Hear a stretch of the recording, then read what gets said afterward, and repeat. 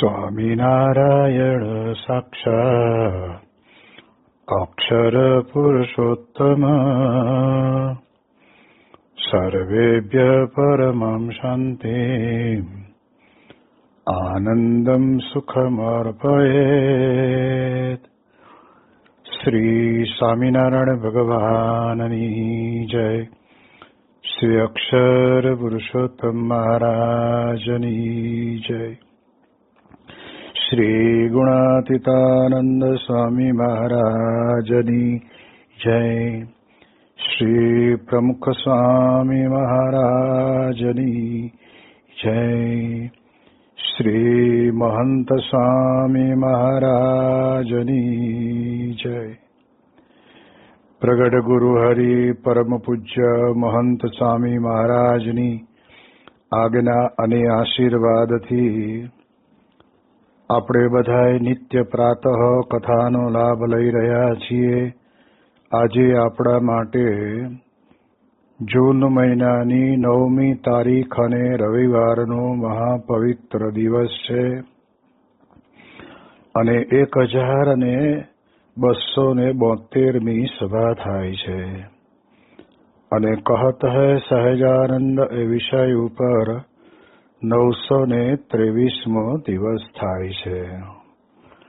ભગવાન સ્વામિનારાયણ ગઢડા પ્રથમ પ્રકરણના 58ના વચનામૃતની અંદર અતિશય જે મોટા પુરુષ છે તેને નિષ્કામી, નિર્લોભી, નિસ્વાદી, નિર્માની અને નિસ્નેહી સમજે તો પોતે પણ એ સર્વ વિકારથી રહિત થઈ જાય છે.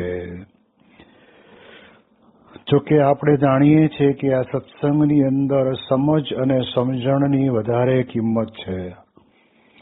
જો સત્સંગની અંદર આપણને મહારાજના અને સત્પુરુષોના શબ્દ ઉપર સમજ કે સમજણ નથી મળી તો સ્વામી કે આપણી જિંદગી એમને એમ સત્સંગની અંદર ભલે જાય પણ હાથમાં કંઈ પ્રાપ્ત ન આવે. જ્યારે અહીંયા આગળ આપણને મહારાજ પોતે બહુ સ્પષ્ટપણે કહે છે કેવા જે અતિશય મોટા પુરુષને નિષ્કામી, નિર્લોભી, નિસ્વાદી, નિસ્નેહી, નિર્માની સમજે તો પોતે પણ સર્વ વિકારથી રહિત થઈ જાય છે. મોટા પુરુષને આ 5 વર્તમાન પોતાના જીવનની અંદર આત્મસાત કરેલા હોય છે. જેમ જૂનાગઢની અંદર ગુણાતીતાનંદ સ્વામી પોતે કથા વાર્તા કરતા, પરંતુ એક નાગર હરિભક્ત પોતે ત્યાં આગળ સ્વામીની વાતો સાંભળવા આવતા પણ પોતાના જીવનની અંદર પ્રત્યક્ષ અનુભવ ન થયો હોય ત્યાં સુધી અને પોતાની સ્વાદુપણાની પ્રકૃતિ રસનાને વધારે ને વધારે ચટાકાનો સ્વાદ લેવાની ઈચ્છા હોય એટલે ઘરની અંદર ઘણી વખત આવી નાના મોટા પ્રશ્નો થતા અને ત્યારે કોઈક હરિભક્ત દ્વારા ગુણાતીતાનંદ સ્વામીને કહેવરાયું કે સ્વામી તમે એને એવી વાતો કરો અથવા તો એને આશીર્વાદ આપો કે આ મારો કાયમ માટેનો ઘરનો ઘર કંકાશ નીકળી જાય. ત્યારે ગુણાતીતાનંદ સ્વામી કથા પૂરી થયા પછી એ નાગર હરિભક્તને કે ચાલો અમારી સાથે ભોજન લેવા માટે. અને ત્યારે તે સ્વામીની સામે જ બેઠા હતા અને તે વખતના સમયની અંદર ગુણાતીતાનંદ સ્વામીના જે સેવક હતા એ સેવક પોતે આ પ્રમાણે કહે છે કે પત્તર મૂકી ગયા. થોડી વારની અંદર બાજરાનો ટાઢો રોટલો હોય એનો ભૂકો કરી અને ખુરમું મૂકી ગયા અને બાજુની અંદર છાશનો લોટો મૂક્યો અને ધીરે રહીને સ્વામીએ છાશ અંદર નાખી. ત્યારે પેલા નાગર હરિભક્તના મનમાં એમ કે આ તો જૂનાગઢ મંદિરના મહંત છે એટલે કેટલી પ્રકારના ભોજન, મિષ્ટ ભોજન જમતા હશે, પણ કે ચૂરમું આવ્યું એટલે હમણાં ઘી આવશે એને બદલે છાશ નાખી. ત્યારે વળી મનમાં એમ વિચાર્યું કે કદાચ દૂધ નાખ્યું હશે, પણ સ્વામીએ ધીરે રહીને કહ્યું સેવકને કે તમે થોડુંક મીઠું લાવો અને પછી મીઠું લાવીને અંદર નાખી અને હલાવી અને સ્વામી પોતે પી ગયા. અને ત્યારે સામે બેઠેલા જે નાગર હરિભક્ત હતા એના મનની અંદર એમ થયું કે ઓહો, આટલા મોટા જુનાગઢ મંદિરના મહંત અને ગઈકાલના ટાઢા રોટલાનો ભૂકો છાશની અંદર નાખીને મીઠું નાખીને પી જાય છે. હું તો મારા ઘરની અંદર કેટલી બધી આ પ્રકારે સ્વાદના કારણે કરીને ધમાલ કરું છું. આવો એક ગુણ આવ્યો કે સ્વામી જબરજસ્ત નિસ્વાદી છે અને એ ગુણના કારણે કરીને એમના ઘરની અંદર પણ એમને પોતાને આ સ્વાદ નીકળી ગયો હોય એવો અનુભવ થયો. જે આવે તે પ્રેમથી જમી લે અને પછી ક્યારેય કાંઈ પણ બોલે પણ નહીં. એટલે આવા પ્રસંગો બને ને ત્યારે ઘણી વખત મોટા પુરુષ પોતે પોતાના જીવનની અંદર 5 વર્તમાનને અતિશય દ્રઢ કરીને રાખ્યા હોય, પરંતુ કહેવાય છે કે જ્યારે જુએ ને ત્યારે ખ્યાલ આવે. જેમ આપણે ગઈકાલે નિર્લોભીપણાની વાત કરી, એમાં પૂજ્ય વિવેકસાગર સ્વામી સાથે હતા. તો બરોડાથી મુંબઈ જવાનું હતું અને તે વખતના સમયની અંદર ફર્સ્ટ ક્લાસની ટિકિટ એક હરિભગત પોતે લાવી આપી છે અને તે ટિકિટ આપીને ડબ્બામાં બેસાડીને નીકળી ગયા. અને ટ્રેન ઉપડી ત્યારે રિઝર્વેશનના 50 રૂપિયા બાકી 4 જણાના બોલે. અને તે વખતે ચારેય સંતો, કોઈ હરિભગત હારે નહીં, એકબીજાની સામું જોવે, શું કરશો? અને ત્યારે પ્રમુખ સ્વામી મહારાજ પોતે બોલ્યા કે અત્યારે અમારા રિઝર્વેશનના જે 200 રૂપિયા છે ને, અમે મુંબઈ પહોંચશું ને ત્યારે અમને લેવા માટે હરિભક્તો આવશે, એમની પાસેથી તમને અમે અપાવી દઈશું. અને ત્યારે બાજુની અંદર બેઠેલા મુંબઈ ગરા કોઈ બેઠું હશે અને એને એમ થયું કે આવા સંત કે જેની પાસે એક રાતી પાય પણ જોડે રાખતા નથી, એવા જે સંત, એ સંતને માટે મારે શું થાય? એટલે એણે તરત જ કહ્યું કે સ્વામીજી તમે ચિંતા ના કરો, હું આપી દઈશ. ત્યારે બાપાએ કહ્યું કે તમે ભલે અત્યારે આપી દો, પણ મુંબઈ જ્યારે ઉતરીશું ને ત્યારે તે વખતે તમને રકમ 200 રૂપિયા પરત કરી દઈશું. કે ના સ્વામી, આ મારી સેવા થઈ ગઈ. તો આપણને ખબર પડે કે આટલી મોટી સંસ્થાના પોતે અધ્યક્ષ અને આમની સાથે પણ કહેવાય છે કે આ પ્રમાણે એક રાતી પૈ જેટલો પણ પૈસો સાથે રાખે નહીં. તો જે મુંબઈ જનાર વ્યક્તિ એ ડબ્બાની અંદર બેઠા હતા, એમને પણ પોતાના જીવનની અંદર આ સત્પુરુષનો કેવો ગુણ આવ્યો. એટલે એ દ્રષ્ટિએ કરીને મહારાજ આપણને કહે છે કે આપણામાં તો ઘણી બધી પ્રકારના વિકાર પડ્યા છે અને એ બધા જ વિકારને ટાળવા હોય તો મહારાજ ચોખ્ખું કહે છે કે મોટા પુરુષને વિશે અતિશય નિષ્કામી, નિર્લોભી, નિસ્વાદી, નિર્માને, નિસ્નેહી સમજે. ઉપર છેલ્લી વાત નહીં, અતિશય એટલે ઊંડાણપૂર્વક એમને જાગ્રત, સ્વપ્ન કે સુષુપ્તિમાં પણ ક્યારેય કોઈ દિવસ આ પંચ વર્તમાનની અંદર ભૂલ થાય એવું વર્તન ક્યારેય એમનું થયું જ નથી. અને એને બદલે એમાંથી વિશેષ વધારે ને વધારે સ્પષ્ટતા આપણને થાય એવો આપણે અનુભવ પણ કર્યો છે. એટલે એ દ્રષ્ટિથી આપણે વિચાર કરીએ તો આપણે કરવાનું કેટલું? સમજ અને સમજણ, બસ એટલું જ સમજવાનું છે. સમજણે કરીને સુખી રહેવાનું છે. અને સમજ આપણે એવી કરવાની છે કે આપણા ગુરુ આપણને જે મળ્યા છે, સાક્ષાત ગુણાતીત પુરુષ, એ માયાથી પર છે, અક્ષર બ્રહ્મ છે. એટલે એમનામાં આવા કોઈ પણ પ્રકારના આ વર્તમાનની અંદર લેશ માત્ર ભૂલ થતી નથી, એવા મળ્યા છે. એટલે આપણે એમાં જેટલો નિર્દોષ ભાવનો સમજણ રાખીશું, સમજીશું, તો સ્વામી કહે છે કે આપણા પણ વિકાર ટળી જતા વાર લાગે નહીં. એટલે અહીંયા મહારાજ આપણને કહે છે કે વિકારથી રહિત થઈ જાય અને પાક્કો હરિભગત થાય.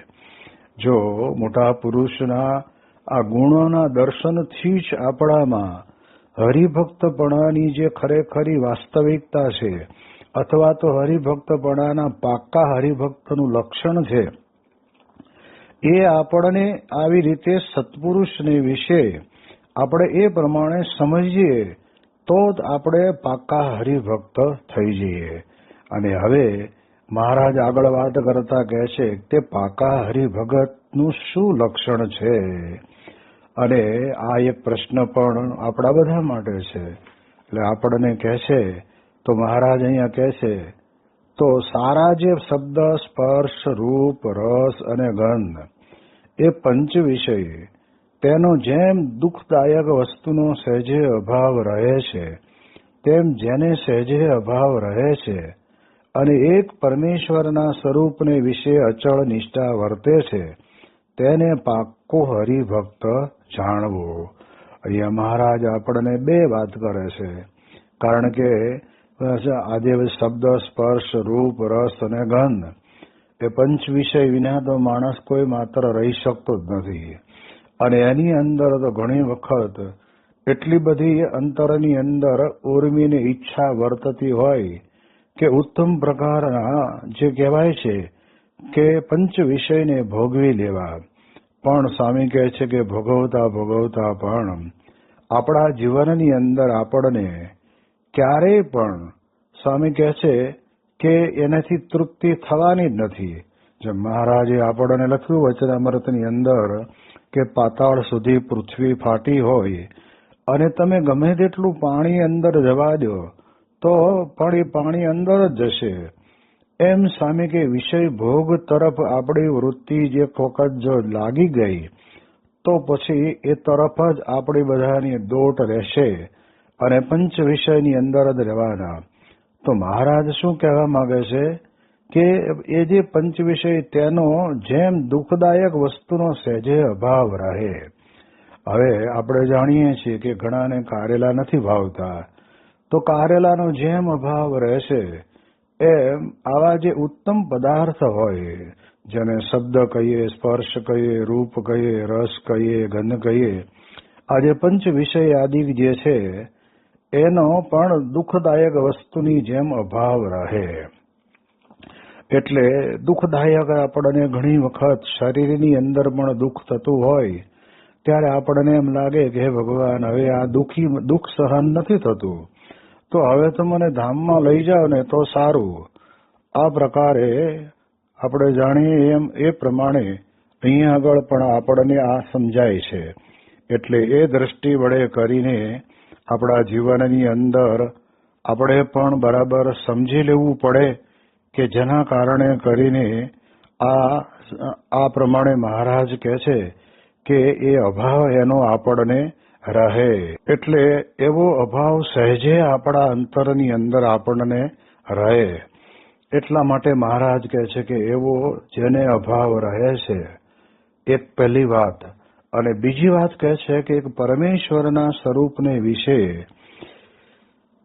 અચળ નિષ્ઠા વર્તે તેને પાકો હરિભગત જાણવો. પરમેશ્વરના સ્વરૂપને વિશે અચળ નિષ્ઠા વર્તે એટલે અહીંયા આગળ મહારાજ આપણને બહુ સ્પષ્ટપણે કહે છે કે આપણા જીવનની અંદર આપણે સત્સંગમાં જોડાયા એટલે આપણને આપણા ઈષ્ટદેવનું જ્ઞાન તો થોડું ઘણું થયું જ હોય.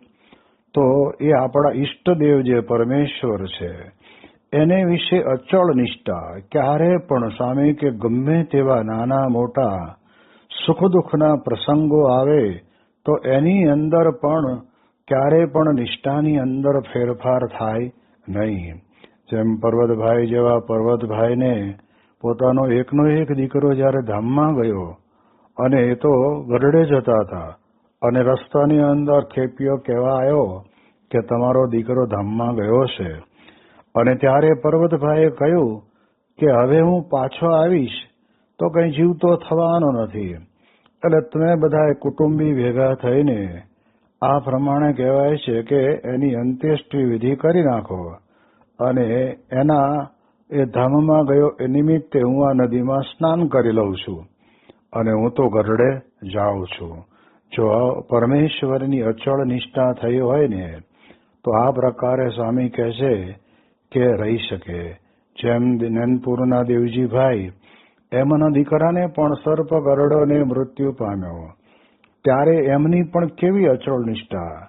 બંને જણાનો વિચાર એક જ કે મહારાજ આપણી ઉપર કેવી કરુણા કરી, કે એ તો કહેવાય છે ને કે એને આપણે જઈએ પછી એને આવવાનું હોય, એને બદલે આપણા પહેલા એ અક્ષરધામને જ્યારે પામી ગયો છે, મહારાજની સમીપમાં બેઠો છે, એ એવો વિશ્વાસ ક્યારે રહે?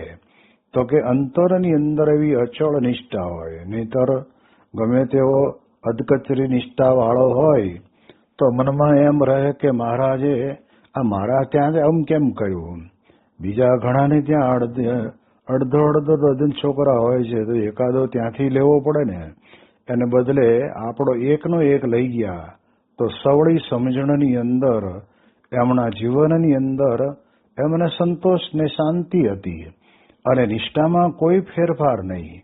એ જતા રહ્યા વાડીએ, 15 દિવસના રોટલા કરી આપ્યા, ઘીનો ગાડવો લઈને મહારાજની પાસે આવી અને કહ્યું કે મહારાજ લ્યો આ રસોઈ. શેની રસોઈ? તો કે મહારાજ અમારા ભગત તો સુખી હતા અને વધારે સુખી થયા.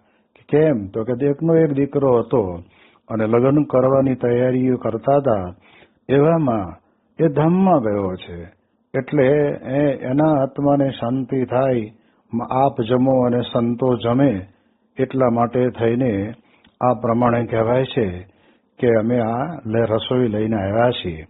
ત્યારે આને અચળ નિષ્ઠા કહેવાય. દાદા ખાચરની નિષ્ઠા કેવી? તો મહારાજે ખાલી એટલું જ કહ્યું કે દાદા ખાચર શું કરતા હશે, અને તે વખતના સમયની અંદર એક ઉતાવળિયા કોઈ ભગત હશે એટલે તરત જ દોડતા ગયા અને દાદા ખાચર પોતે દાઢી કરાવતા હતા અને ત્યાં આવીને કહ્યું કે મહારાજ યાદ કરે છે. એટલે તરત જ એને વાળંદે પોતે દાઢી ઉપર સાબુ બાબુ લગાવી દીધેલો અને થોડું ઘણું કામય ચાલુ કરી દીધું છે.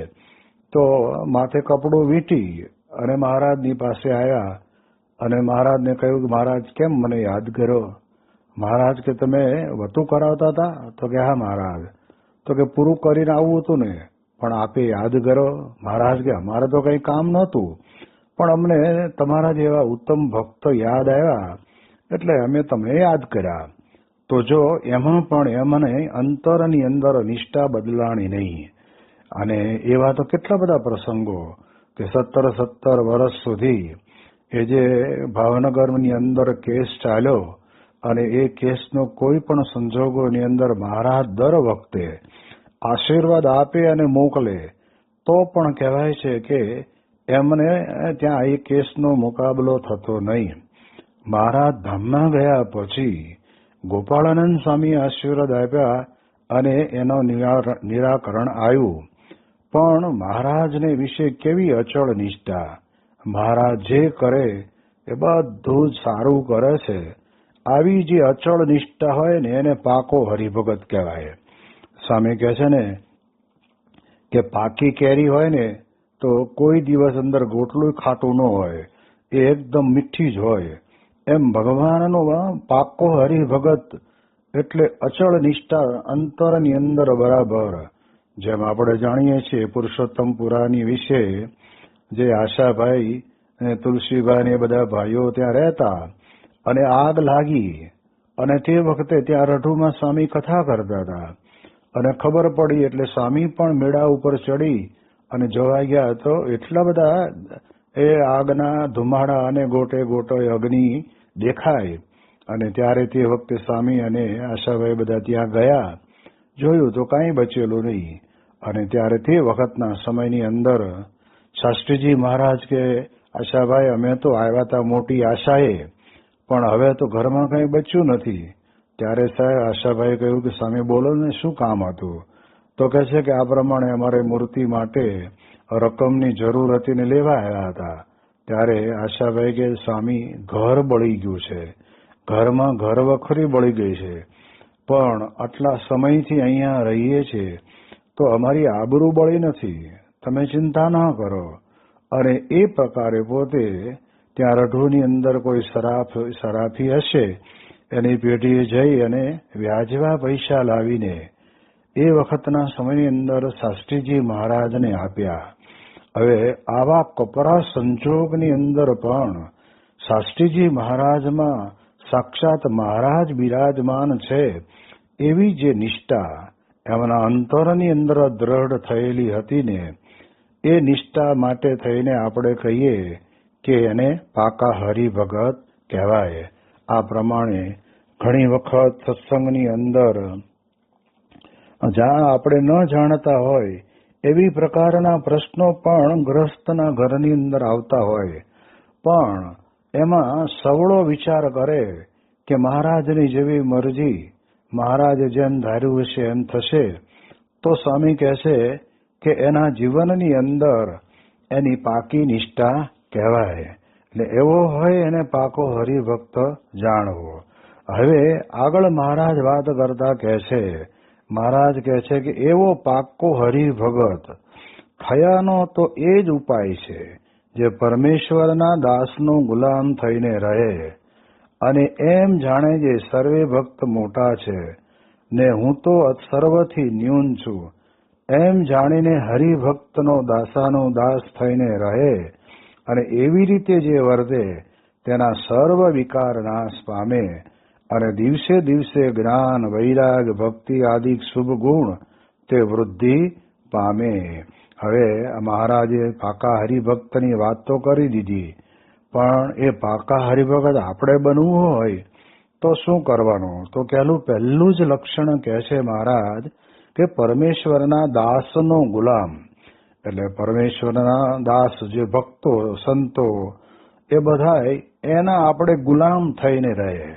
ગુલામનો અર્થ ડોક્ટર સ્વામી કરે છે કે ગુલામ વેચાય અને એની ઉપર પગ મૂકીને હાલવું હોય તો હાલે, એમાં ગુલામ કાંઈ ન બોલી શકે એવી ગુલામપણાની જે ભાવના એમ થઈને રહે. અને પાછળ વળી એટલું થયા પછી પણ એ એમ જાણે છે એ સર્વે ભક્ત તો મોટા છે અને હું તો સર્વથી ન્યૂન છું. આ પણ એક બહુ જ મોટામાં મોટું પાક્કા હરિભક્તપણાનું લક્ષણ કે આપણે સત્સંગની અંદર કેવું થાય છે કે આપણને જે કંઈ ક્રિયામાં આપણી જેને કહેવાય આવડત સારી હોય તો આપણે એવું જ માનીએ છીએ કે મારા જેવું બીજું કોઈ આ લોકની અંદર છે નહીં. એટલે એના કારણે કરીને ભલે કદાચ આ તો સત્સંગ છે, બહુધા સત્સંગની અંદર લોકો વાહવા કરે અને એ વાહવાના કારણે કરીને આપણે પ્રકૃતિના પોષણની અંદર રાજી રહીએ, પણ હકીકતની અંદર અંતરની અંદર શાંતિ ન રહે. જેમ કે છે ને કે અહીંયા એ સર્વ તો ભક્ત મારા કરતા મોટા છે અને હું ન્યૂન છું એમ જાણીને હરિભક્તનો દાસનો દાસ થઈને રહે. આ તો કેટલી મોટી જબરજસ્ત વાત. આ આધ્યાત્મિક માર્ગની સાચી રીત ભગવાન સ્વામિનારાયણે આપણને આપી, એમાં આપણે સમજવા જેવું છે. અને એટલે જ મુક્તાનંદ સ્વામી કહે છે કે નીચી ટેલ મળે તો માને મોટા ભાગજો, પુરુષોત્તમ પાસે બેઠાની જાગજો. આ પ્રમાણે કહેવાય છે કે આપણને આ નાનામાં નાની ટેલ ચાકરી, સેવા, પરિચર્યા હરિભક્તની મળે તો એમાં કહે છે કે આપણે દાસના દાસ થઈને કરવી. અને આ સત્સંગની અંદર હું તો કાંઈ સમજતો નથી, આ બધા જે આવ્યા છે એ બધા ખૂબ સારું સમજે છે એવો હૃદયથી સાચા ભાવે માને. આ તો શું થાય છે કે ઘણી વખત પ્રકૃતિ પ્રમાણે જે કંઈ આવડતું હોય એની જ પોતાના મનની અંદર ઝંખના ચાલતી હોય છે અને બીજા બધા તો આવા ખબર પડે નહીં, આમ છે તેમ છે એવા વિચારોમાં જે વર્તે તો સામે કે સત્સંગની અંદર પણ એને એવું કંઈ સુખ આવે નહીં. એટલે એટલા માટે થઈને મહારાજ પોતે કહે છે કે દાસાનો દાસ થઈને રહે અને એવી રીતે જે વર્તે તેના વિકાર નાશ પામે. હવે આવી રીતે આપણે વર્તવાનું છે. આમાં તો ચોખ્ખી મહારાજની આજ્ઞા જ ગણો, કારણ કે આપણી ઉપર સ્વૈચ્છિક નથી મૂક્યું, પણ મહારાજનો પોતાનો મત એવો છે કે સર્વ ભક્ત મોટા છે ને હું તો સર્વથી ન્યૂન છું. હરિભક્તનો દાસનો દાસ થઈને રહેવું છે અને એવી રીતે વર્તે એના સર્વ વિકાર ટળે. જ્યારે વિકારને આપણે ટાળવા હોય ત્યારે સત્પુરુષ સામે તો આપણે નિર્દોષ ભાવ રાખીએ, પરંતુ યોગી બાપા કહેતા કે આ સત્સંગની અંદર જે કોઈ આવે છે એ બધાએ નિર્દોષ સમજવા. ભલે એના જીવનની અંદર દોષ આપણને દેખાતા હોય અથવા તો હોય પણ ખરા, તો પણ આપણે કહે છે કે થોડો ઘણો પણ એમાં નિર્દોષ ભાવ જોવો, જેથી કરીને આપણામાં પણ કહેવાય છે કે આ પ્રમાણે કહે છે કે દાસાનો દાસ વર્ત્યા કહેવાય અને હરિભક્તનો આપણને ગુણ રહે તો આપણા વિકાર ટળી જાય. બાકી વિકાર માત્ર તો દરેકમાં હોય, પણ આપણે આપણું જોવાનું હોય છે. જેમ દવાખાનાની અંદર બધી પ્રકારના દર્દી હોય છે, પરંતુ કહે છે કે એ દર્દીની અંદર પોતાએ જે દવા લેવાની હોય એ જ એને કામની આવે. એમ સત્સંગની અંદર જુદા જુદા અંગવાળા હરિભક્તો પણ હોય કે સંતો પણ હોય, પણ એની અંદરથી આપણે દાસના દાસ થઈને આપણે બધાથી નાના છીએ અને ભક્ત બધા તો મોટા છે એમ જાણીને હરિભક્તનો દાસનો દાસ થઈને રહેવું. એટલા માટે થઈને મહારાજ આપણને ખરેખર આ વચનામૃતની અંદર આપણા પોતાના જીવનની અંદર જે કંઈ વિકાર માત્ર છે એને ટાળવા માટે થઈને આ એક બહુ જ અદ્ભુત રસ્તો આપે છે. યોગી બાપા તો કાયમ કહેતા કે બાપા કે અમે તો વાસણ ઉટકીએ એમાં અમને બહુ આનંદ આવે, નાનામાં નાની સેવા કરવામાં બહુ આનંદ આવે. તો એ પોતે કાયમ બોલતા કે નાને से हो नाने रहिए, जैसी नानी दूब ઘાસ પીસ સબ ઉડ ગયા, દુબ ખૂબ કી ખૂબ. એટલે સ્વામી કહે છે કે જો આપણે નિર્માણી થઈને નાના બનીને દાસાનો દાસ બનીને રહીએ ને તો સ્વામી કે જીવનની અંદર આપણને ગમે તેટલું ધ્રોની ઉપરથી પાણી આલ્યું જાય તો પણ પાછી પાણી આવતું બંધ થાય એટલે પાછી કિલકિલાટ કરતી ઊભી થઈ જાય. એમ સ્વામી કે નાના બનીએ ને એટલે કહેતા કે સત્સંગની અંદર દાસના દાસ બનીએ તો પછી આપણામાં કોઈ પણ પ્રકારનો વિકાર આપણને અસર કરી શકે નહીં. બાકી તો સ્વામી કહે છે ને કે આ કોઈ પણ પંચ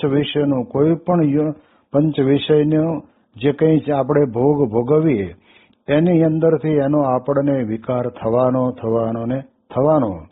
પણ જો આપણે નિર્વિકાર બનવું હોય અને કોઈ પણ પ્રકારનો વિકાર અંતરમાં રહેવા ન દેવો હોય તો સીધામાં સીધો રસ્તો મહારાજ આપણને કહે છે કે હરિભક્તના દાસના દાસ થઈને રહીએ. એટલે આ પ્રમાણે મહારાજે વાત કરી અને પછી મહારાજ ધીરે ધીરે શું કહે છે? મહારાજ કહે છે કે તેને દિવસે દિવસે જ્ઞાન, વૈરાગ્ય, ભક્તિ આદિ જે શુભ ગુણ તે વૃદ્ધિ પામતા જાય છે. હવે શરૂઆતની અંદર જે મહારાજે વાતને ઉપાડ લીધો હતો એની વાતને મહારાજ અહીંયા પૂર્ણ કરવા માંગે છે. કહે છે કે આપણા જીવનની અંદર જો વિકાર નાશ પામે તો પછી દિવસે દિવસે જ્ઞાન, વૈરાગ્ય, ભક્તિ આદિ જે શુભ ગુણ તે વૃદ્ધિ પામે છે.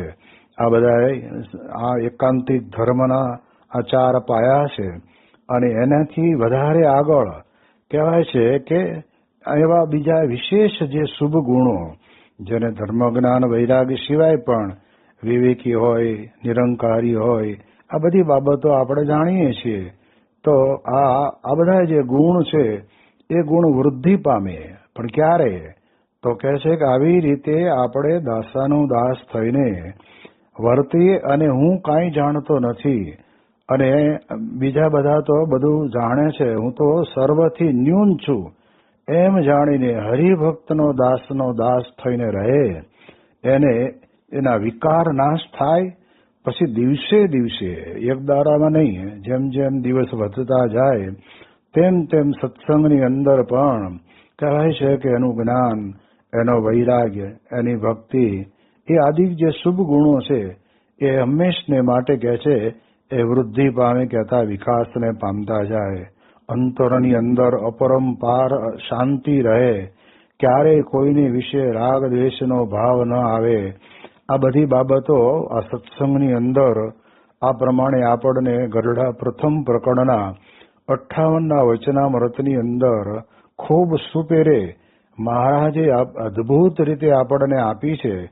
તો એનું આપણે જેટલું શ્રવણ મનન ચિંતન કરીએ અને એ પ્રમાણે દાસના દાસ બની અને સર્વને શ્રેષ્ઠ ગણી અને આપણે આપણા જીવનની અંદર વિકારને નાશ પામાડી અને સત્સંગની અંદર બધાય આવા દિવ્ય ગુણો પ્રાપ્ત કરી શકીએ એ પ્રમાણે મહારાજને પ્રાર્થના. ઘણા દિવસોથી ગરડા પ્રથમ પ્રકરણનું 58નું વચનામૃતને આપણે નિરૂપણ કરતા હતા. આજે આ વચનામૃતને અહીંયા પૂર્ણ કરીએ છીએ. શ્રી સ્વામિનારાયણ ભગવાનની જય.